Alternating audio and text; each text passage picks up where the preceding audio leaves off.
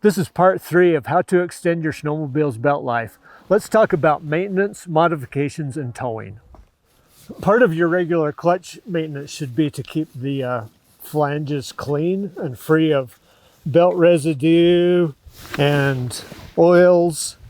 And I'm using this XPS S1 clutch and pulley flange cleaner to help with this process.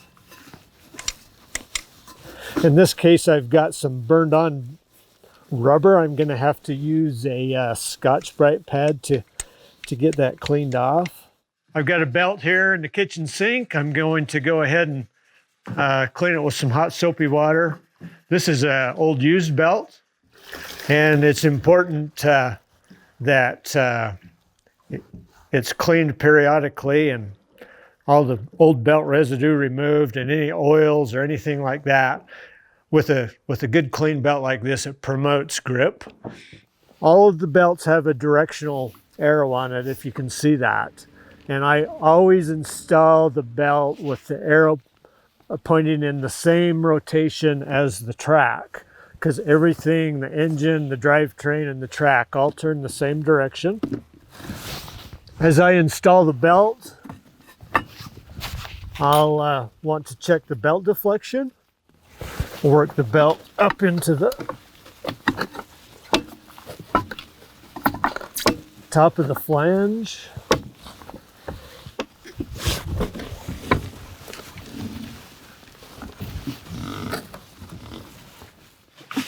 And so I have about an 1/8 inch, maybe a little more rubber sticking up above the circumference of the pulley flange. And when I take a hold of the belt, I can actually get it to slip inside of the flanges.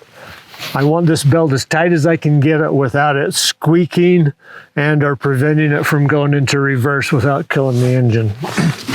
That ensures that I'm starting in first gear, which is really important to belt life.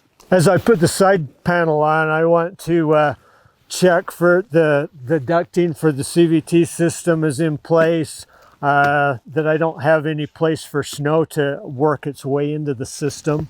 I'll go ahead and install it.